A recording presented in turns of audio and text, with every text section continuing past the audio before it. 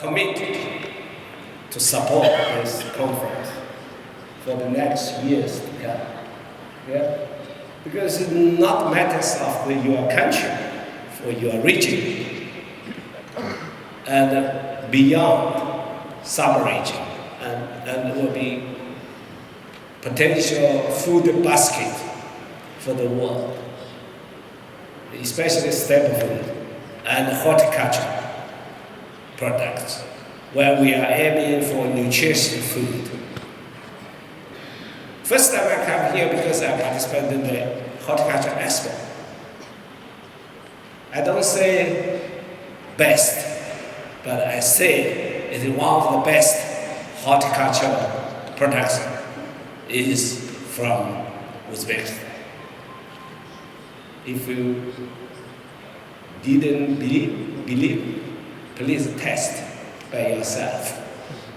So I have a special understanding in this region and this country, Uzbekistan. Let's work together. So I'm very happy to be here in the historical Silk Road, historical city, because it's listed by the UNESCO many years ago. When I was local leaders in China, I promote the Silk Road as one of the list of the UNESCO cultural heritage, joined together with other 6 countries, Turkey, Uzbekistan, and also all these countries related.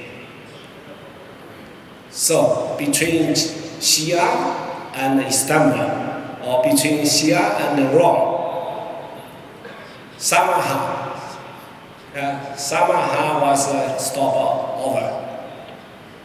You still, if you read a lot of books about this city, you can imagine that time a lot of people, it's a travel lodging, it's a horse, you can see camel, the people always stop over here. That makes Samarkand so famous in the history. And that's a new international convention center, just happening during, I said, 3 years. It's incredible modern. I'm sorry to say I never see those kind of modern in Europe. Have you seen G7 countries? There's poor people, 20%, they face challenge of food affordability. So food security is not a question challenge for developing countries, for all of the world, no matter how rich you are, country. But within country, you have a percentage face the challenge of food affordability. Yes, it's clear that FAO assessed that globally 45 countries, including 33 in Africa, are indeed to external assistance for food. At the global level, El Nino poses the risk to encourage production and food security in several regions. And here, renewable freshwater resources has declined in the region to a level that is among the lowest in the world. So we need to first focus on water saving, water efficient agricultural systems. Otherwise, we will have faced a bottleneck, not only China. Well, the water withdrawal for agricultural industry and municipal use are among the highest globally. Central Asia is also exceptionally vulnerable to the impact of climate crisis. If we want to make the potential for the global food basket, we have to help them, assist them from the technology, from investment, from the environment, and from Asia, from East Asia, from Europe, or from developing nations. To come, to invest. That's why tomorrow we are going to also, I suggest them to open a new forum on the investment. Because we need more investment to support agriculture and rural areas. Furthermore, the countries of Uzbekistan is a double landlocked country in the world. Because their neighbors is landlocked. So that's why the double landlocked country. Yeah? Somehow it's good because no pollution. But some challenges we need also to face is to improve the transportation system by highway, by railway, and by airplane. So that's, if we change the infrastructure of the transportation, and the Uzbekistan become the heartland of the world. Why you talk about the double locked land in the negative way? But if you talk about the heartland of the world, yeah, you are real central kingdom.